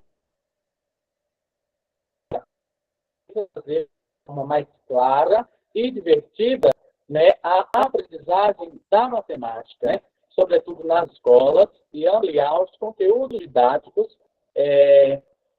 no jogo, né, no caso, fazendo com que, assim, eles aprendam de forma mais lúdica e facilitando, assim, a aprendizagem dos alunos, né. Cabe destacar também que nós iniciamos o nosso projeto em 2021, com a primeira versão, e atualmente, né, nós passamos para a versão beta, que é a versão atual. Sendo assim, também fizemos uma pesquisa no nosso colégio com 40 alunos, o qual teve 92,5% de aproveitamento. E os resultados, né, iniciais dessa avaliação dessa versão foram satisfatórios, né, confirmando as hipóteses levantadas durante a realização do projeto. E, para finalizar, né, diante disso, é recorrente a cobrança, né, dos alunos por metodologias inovadoras que despertem o interesse pelo conteúdo. É uma satisfação estar aqui participando com vocês pela primeira vez. Também é importante salientar, né, eu acabei esquecendo, que, infelizmente, a gente não tem uma versão do jogo para disponibilizar para o público, porque, por enquanto, ele está somente dentro da nossa instituição, ainda em fase de construção e em fase de teste. E, né, eu gostaria de agradecer por estar aqui participando dessa FEBIC, que é a nossa primeira vez também, né, e desde já é somente isso. Muito obrigada, meninos, e parabéns pelo projeto de vocês. Eu vou passar a palavra agora para a banca. Pode ser com a professora Lilian agora. Lilian, você tem 5 minutos. Obrigada. Olá, parabéns pelo projeto. Você já respondeu até uma pergunta que eu ia fazer. Você disse agora que não tem o link para disponibilizar. Eu ia perguntar exatamente isso.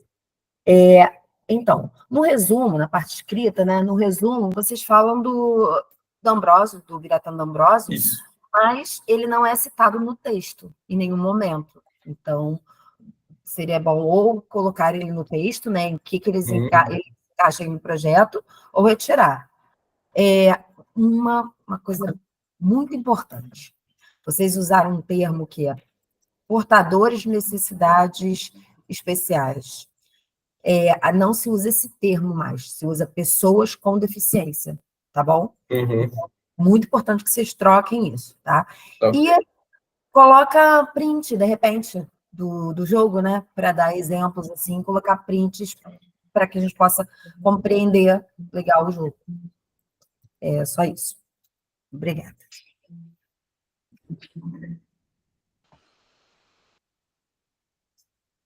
Os meninos querem responder alguma coisa para a professora?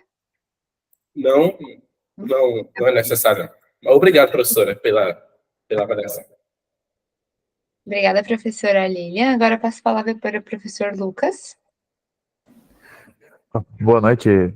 Primeiro, parabenizar, né, pela iniciativa do projeto, de ter começado, né, como você falou, cheio de desafios ali, mas foram enfrentando e foram seguindo em frente, começando do zero, muito interessante mesmo. E eu queria ver vocês trabalhar na escola, isso? Esse projeto, vamos dizer, foi isso? Na escola, é isso?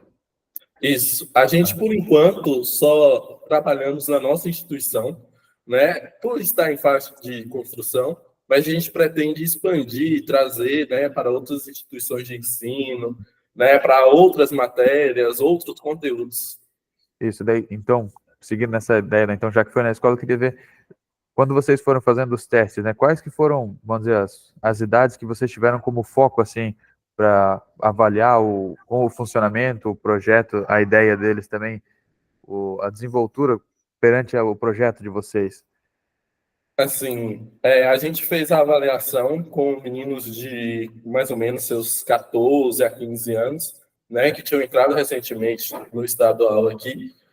E aí, um conteúdo que eles já deveriam ter aprendido, acabou que eles não aprenderam na instituição anterior.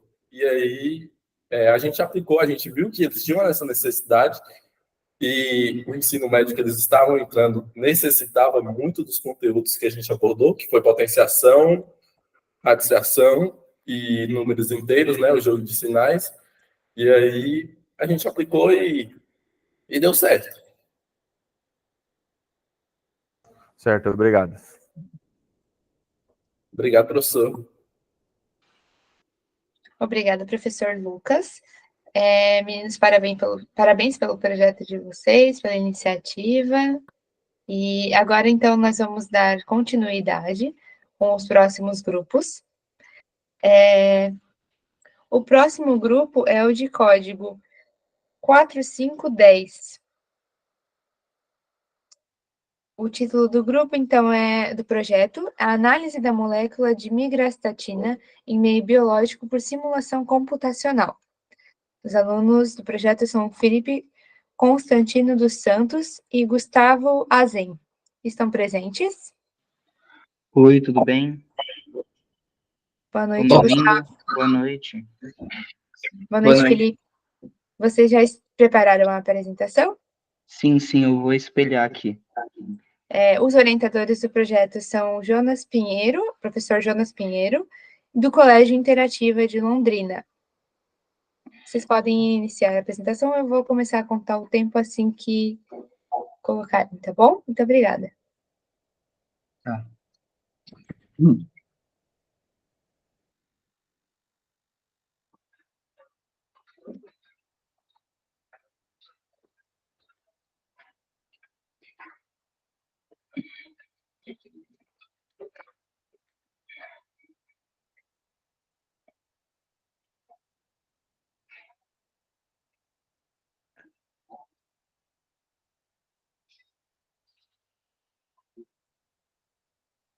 Meninos, está sem som.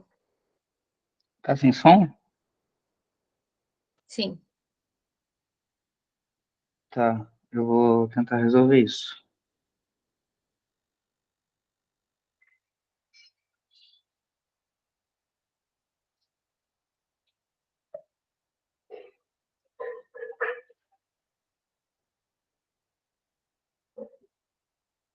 Vocês estão escutando? Não. Eu vou tentar, então, desligar meu microfone para ver se pega da outra espelhagem. Tudo bem.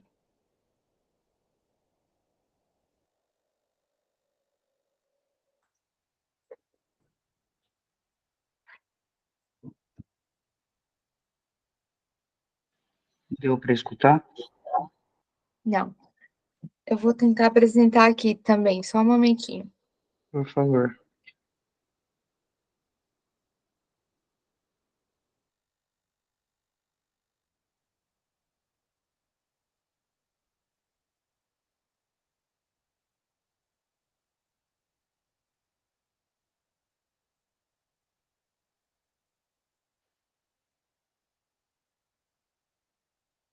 Vocês ainda conseguem me ouvir?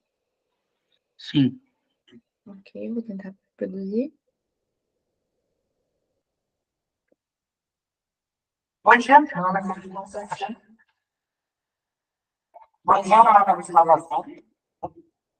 Agora tá dando para ouvir o áudio? Tá correto. Sim.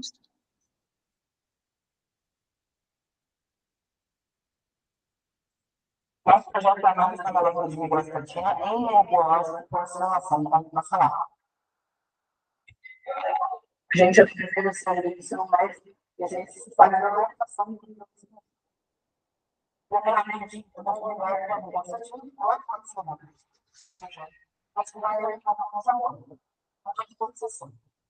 Ela vai fazer o trabalho primeiro.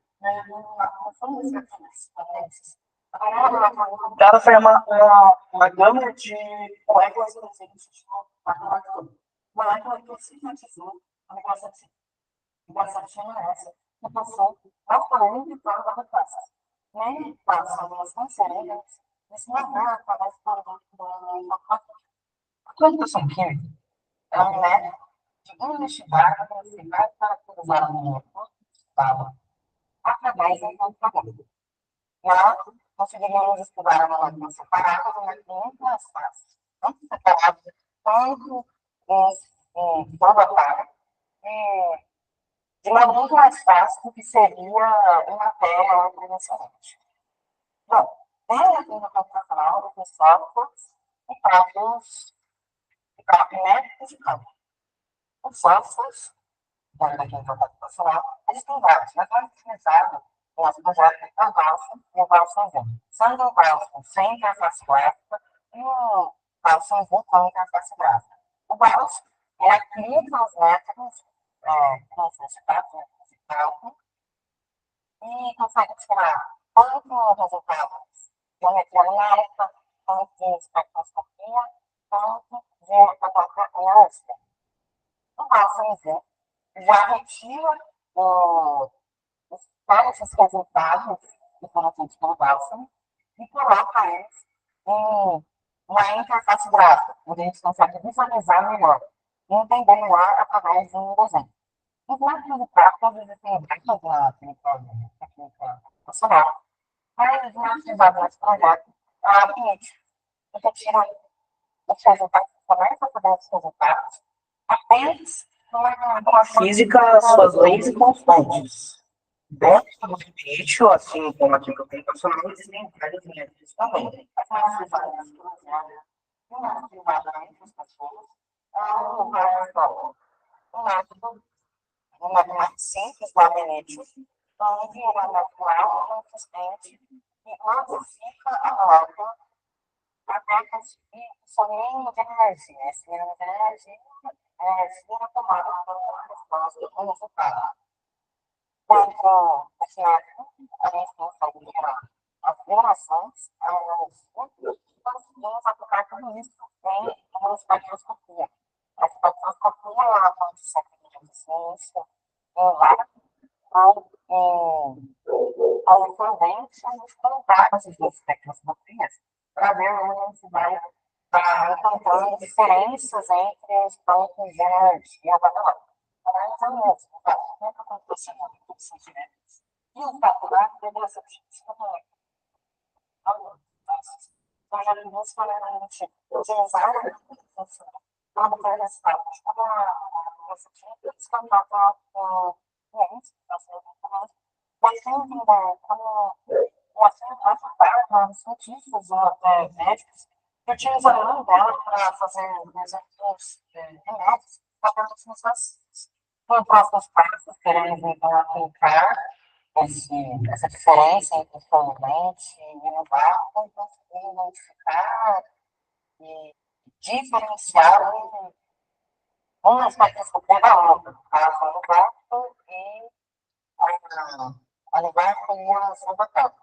Nós vamos utilizar essa água, fazemos outra composto por água, e conseguimos identificar o caracterizar a molécula na água, conseguimos entender como ela seria biológica. Muito obrigado por assistir. Muito obrigado por assistir. Tchau. Certo, meninas, vocês podem falar. Eu assisti 5 minutos para fazer mais algumas considerações. Bom, vale lembrar que desde que a gente gravou o vídeo até a nossa última orientação, o nosso foco foi buscar mais resultados e processos, sendo os resultados aplicados todos em vácuo, pois o solvente estava dando um problema no processo quando a química computacional fazia o cálculo, pois a molécula é muito extensa comparada às outras, na questão dos átomos. Enquanto algumas têm 34 e já tem dificuldade, a nossa tem 72. Então, a gente buscou fazer mais métodos em vácuo, ou seja, a molécula simplesmente isolada. Nesses termos, conseguimos resultados como a mecânica molecular, que também é um método assim como o Hart-Fock, só que ele não é ab initio, né? Ele é o mais simples de todos da química computacional. Outro que a gente já fez, que inclusive foi o nosso melhor resultado até o momento, junto com o método Hart-Fock espectroscopia Raman, foi o método DFT, que é um método que utiliza da densidade eletrônica do átomo, para assim, da molécula, perdão, para assim conseguir tirar esses resultados de energia da molécula. Dentro disso, por esse aspecto, o DFT é muito melhor, por assim dizer, com moléculas maiores, assim consegue retirar resultados melhores em moléculas maiores. Por nossa molécula ser uma molécula grande, que é a migrastatina, assim podemos dizer que o DFT é o nosso melhor resultado até o momento. E justamente por essa dificuldade de a gente estar botando em solvente, até a gente não ter uma solução para isso, iremos comparar os métodos que a gente aplicou, que no caso até o momento é o Hartree-Fock, mecânica molecular e DFT, queremos aplicar o semi-empírico também, pega apenas uma parte computacional e o resto é empírico mesmo, e comparar a espectroscopia e a energia delas, e assim conseguir diferenciar a energia, geometria e vibração das moléculas, e assim caracterizar e identificar a molécula de migrastatina em um meio biológico. Quer acrescentar alguma coisa, Felipe? Não, eu acho que você já falou tudo. É isso, muito obrigado. Agradecer também, muito obrigado por essa oportunidade, também é a nossa primeira vez aqui na FEBIC. É isso, muito obrigado. Muito obrigado. Obrigada, meninos. Eu vou passar a palavra, então, para a banca agora. O Lucas pode começar. Lucas, você tem 5 minutos.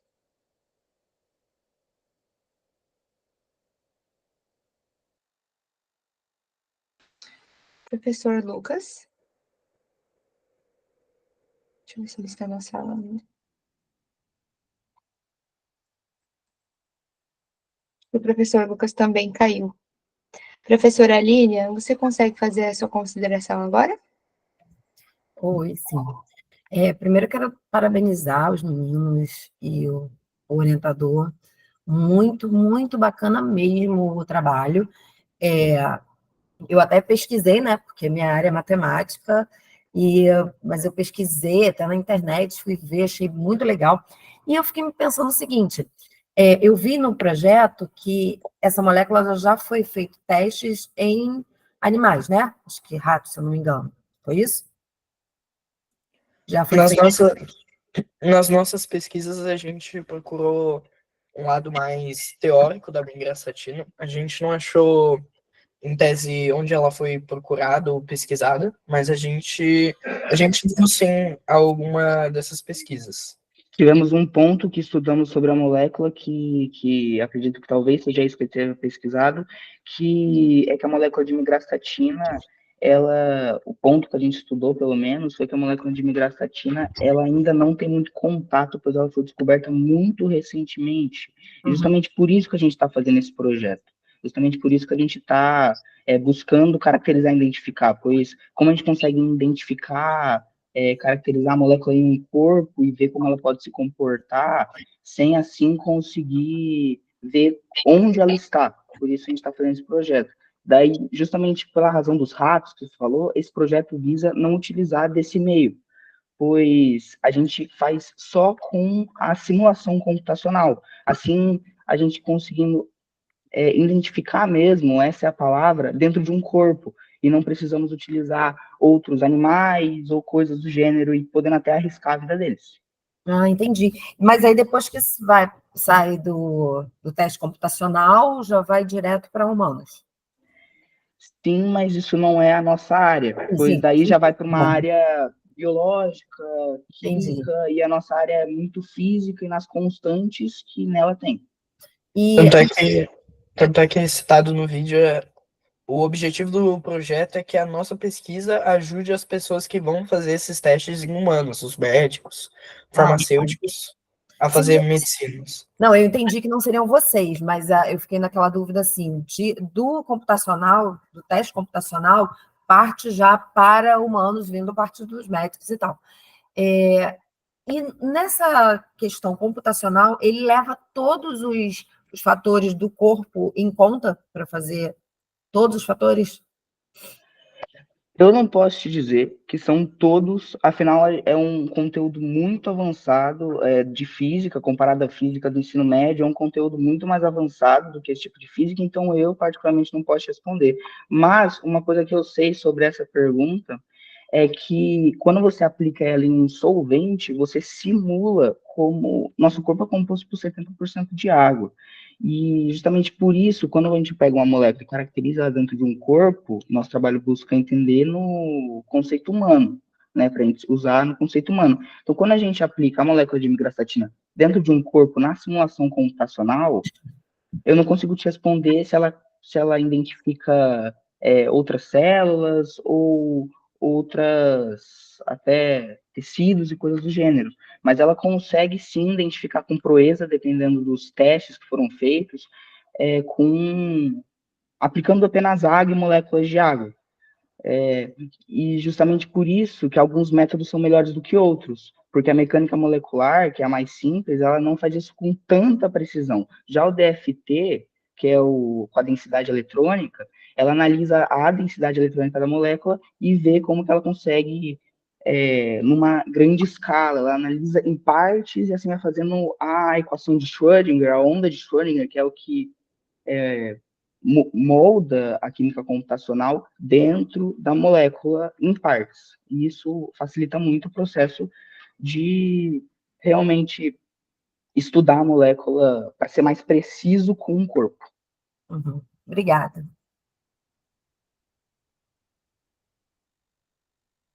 É isso, professora Lilian. Muito obrigada. Pessoal, o professor Lucas também teve um imprevisto e ele acabou caindo da chamada. Eu peço perdão aos projetos que acabaram ficando sem a orientação dos outros 2 avaliadores aqui na chamada, mas, posteriormente, eles vão adicionar as avaliações dele lá no sistema da FEBI, que ela vai ficar disponível para vocês visualizarem e poderem colocar as considerações deles nos projetos de vocês, tá bem? Muito obrigada, Gustavo e Felipe. Parabéns pelo projeto de vocês, sucesso. E agora nós vamos para a última apresentação desta noite. Os estudantes já podem ir se preparando. Aqui. O projeto de agora é intitulado Patas Seguras, o código 4585. As autores são Anne, Isabela Assunção e Leque. A Anne está presente? Sim. Estamos aqui. Consegue me ouvir? Sim, consigo te ouvir. Vocês podem ir organizando a apresentação. A orientadora do projeto é a Priscila Batista Martins, e eles são do ETEC de Hortolândia, certo? Meninas, vocês podem arrumar a apresentação de vocês. Eu vou anotar aqui o horário quando vocês iniciarem, tá bom? Tá bom. Se vocês não conseguirem, posso tentar compartilhar aqui novamente.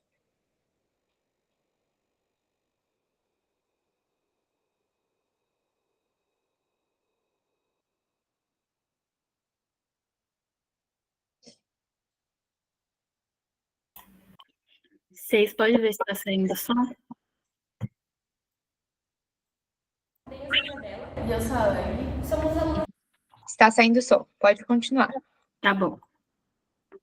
Aqui da ETEC de Hortolândia, aqui de São Paulo. Hoje viemos apresentar nosso projeto Patas Seguras. O objetivo do nosso projeto é desenvolver um coleira inteligente para animais de estimações como cães e gatos. Nessa coleira vai ter sensores de batimentos cardíacos, temperatura em tempo real e GPS, localização real. Nosso objetivo principal é focar na saúde dos nossos animais e também na segurança deles e bem-estar. O nosso projeto é muito relevante na questão do crescimento das famílias adotando pets e na demanda da preocupação que eles têm na questão de passeios, viagens, entre outras coisas. O nosso projeto proporciona também uma tranquilidade aos tutores ao sair ao ar livre com seus pets e também nas viagens. Com o nosso projeto, pretendemos reduzir riscos como perda, lesão ou acidentes com os animais, proporcionando então tranquilidade aos tutores ao sair com seus pets. A justificativa do nosso projeto baseia-se no alto índice de incidentes envolvendo animais de estimação, como acidentes ou perdas. Então, vimos a clara necessidade de inovações tecnológicas que oferecessem recursos de segurança e monitoramento eficaz. Para realizar nosso projeto, utilizamos uma metodologia rigorosa. Utilizamos as seguintes tecnologias. Utilizamos o ESP32, para realizar o projeto. Nele, a gente implementou os seguintes recursos: rastreamento do GPS, para a gente ter a localização do PET em tempo real. Implementamos monitoramento de batimentos cardíacos para ter o monitoramento da saúde do PET. E, além disso, aplicamos sensores de temperatura para ter uma monitoração ambiental. E agora um pouquinho do nosso protótipo, de como que vai ser o nosso aplicativo. Vai começar com as boas-vindas ao usuário, por ele estar usando o nosso aplicativo. As 3 telas de boas-vindas. Depois você vai para a tela de login. Se você já tem um cadastro, você loga, ou se não, você vem aqui na tela de cadastro e cadastra conforme as informações pedidas. Depois disso, que você cadastrou, você loga. E aqui está a nossa página inicial. Ali em cima, como vemos, tem a parte do usuário, conforme as informações que você colocou. Temos a ajuda, caso você tenha alguma dúvida, ou como utilizar algumas ferramentas do nosso aplicativo. Também temos o suporte, as configurações. E aqui nesse sininho as notificações que o aplicativo manda para você. Aqui embaixo nos verdes temos os pets cadastrados, que ele cadastrou na coleira. Aqui temos o dia, o calendário no caso. E aqui um exemplo do cão cadastrado é o Lucky, que aqui mostra aonde ele está, o ambiente, se está apropriado ou não, que ali está 25 graus, os batimentos cardíacos dele, se está normal, ou se está alto, baixo. E aqui a localização, se ele espera na localização segura ou não. E aqui, na barra lateral, a gente tem algumas configurações do usuário, onde ele pode mudar ou trocar. E aqui também temos um pouquinho sobre o caso do cão Joca, que foi o caso que inspirou o nosso projeto, que foi um acidente que ocorreu no aeroporto por falta de monitoramento com os animais de estimação dentro das companhias aéreas. Aí, para voltarmos ao início, clicamos na barrinha ali em cima. E esse é o nosso projeto. Obrigada pela atenção. Poder.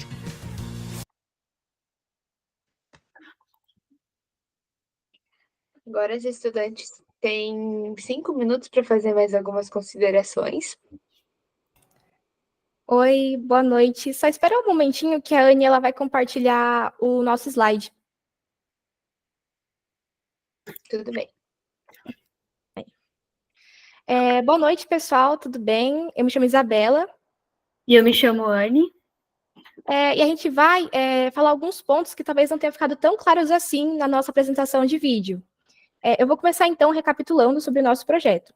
Bom, o nosso projeto Patas Seguras, ele foi criado para resolver preocupações comuns entre os tutores de pets, como, por exemplo, o risco de perdê-los ou o risco de enfrentarem problemas de saúde durante atividades diárias. E, para isso, a gente está desenvolvendo um aplicativo móvel, que será integrado a uma coleira inteligente, que fornecerá informações como localização em tempo real e a temperatura do ambiente.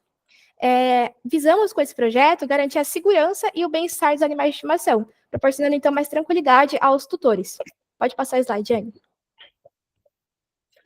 Agora, eu vou falar como essas informações elas vão ser coletadas, as informações externas.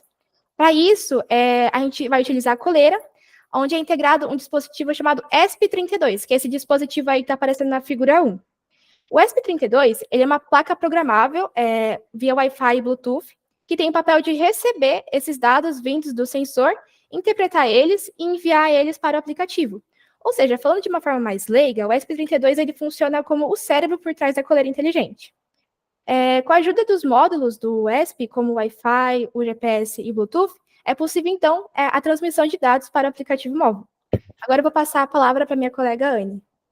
Boa noite, prazer, eu sou a Anne, e eu vou mostrar um pouquinho de como que vai ser o protótipo do nosso aplicativo. Bom, o aplicativo vai começar com 3 telas iniciais de apresentação, dando as boas-vindas e agradecendo por você utilizar um aplicativo que requer a segurança e o bem-estar do pet. Depois dessas 3 telas de apresentação, a gente vai para a tela do login. Caso você tenha seu cadastro, você já consegue logar. Caso contrário, você tem que cadastrar com as seguintes informações pedidas. Depois do login, você vai para a tela principal, onde a barra superior vai ter o seu perfil, sobre a nossa empresa, as notificações, onde você pode personalizá-las, e também os históricos e avisos que ela vai dar. O suporte, onde você pode tirar suas dúvidas, dar feedbacks e também relatar alguns erros, se ocorrer. As configurações, e logo abaixo a gente tem os pets cadastrados, o calendário, e um exemplo também que a gente colocou como base principal, o Luck, que está utilizando a coleira, que a gente colocou, que também está mostrando aqui a temperatura do ambiente, se é habitável ou não, e a localização de onde ele está, se é uma zona segura. Aqui a gente tem a barra lateral, onde vai mostrar o perfil do usuário, devido às informações que ele colocou no cadastro, que pode ser editada. E logo abaixo a gente tem a temperatura, onde vai mostrar o histórico de temperaturas e sobre elas, o porquê que ela pode ser ambiental ou não. O histórico de localização, onde pode mostrar as atividades que o pet fez. A casinha, que quer dizer o home, onde vai voltar para a tela inicial. A patinha, que é para você cadastrar os cães, colocando dados como nome, idade, raça, a pelagem, entre outros. E aqui está o info, onde vai ter notícias de casos que aconteceram pela má segurança do pet. E um que a gente colocou aqui como exemplo é o caso do cão Joca, que a gente falou lá no início do vídeo, que é um caso que a gente se inspirou muito, que infelizmente ele chegou a falecer por causa da má segurança que teve no voo que ele estava. Agora eu vou falar um pouquinho da pesquisa de campo que a gente fez. Só um minutinho que eu vou trocar aqui.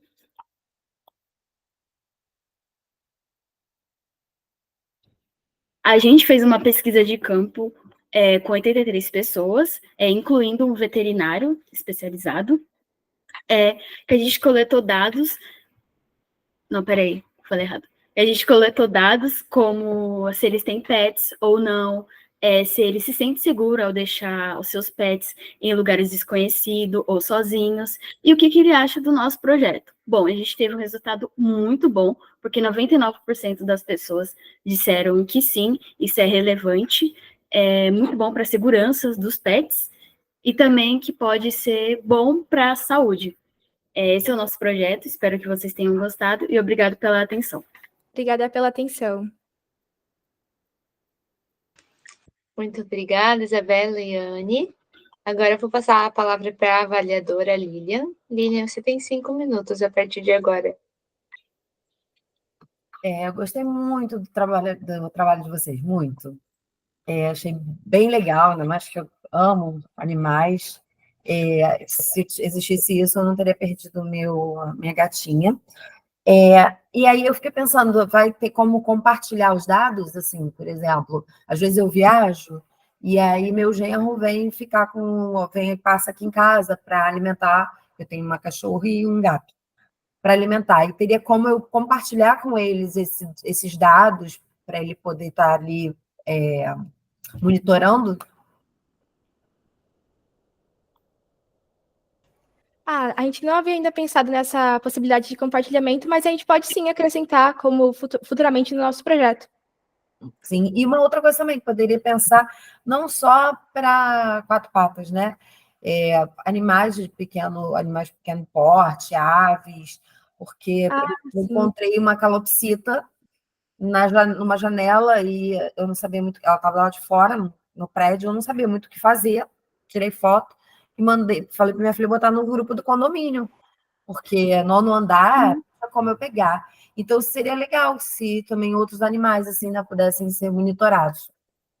Sim, a gente pensou nisso. A gente vai começar primeiro com cachorro e gato, por conta da questão das funções, que a gente primeiro precisa testar com pequenas quantidades, aí depois a gente pensa em ampliar esse projeto.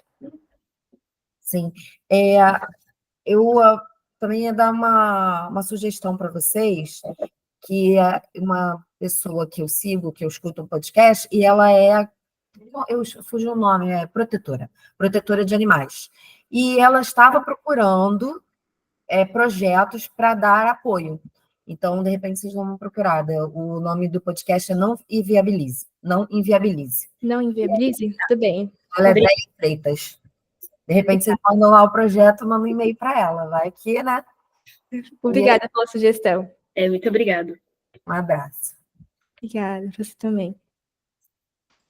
Professora Lilian, muito obrigada.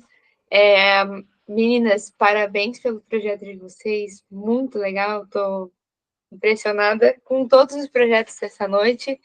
E, mais uma vez, eu gostaria de agradecer a todos os participantes, agradecer a banca, os avaliadores, e parabenizar a todos, né, pelo empenho, toda a dedicação que tiveram em cada um dos seus projetos. E o aviso que eu tenho para dar para vocês é que a gravação de hoje da banca estará disponível no site da FEBIC em até 3 dias úteis, tá bom? E dito isso, eu vou encerrando aqui a gravação. E uma boa noite a todos e boa sorte com seus projetos. Obrigada, boa noite. Boa noite, tchau, tchau. Boa noite, gente. Tchau, tchau.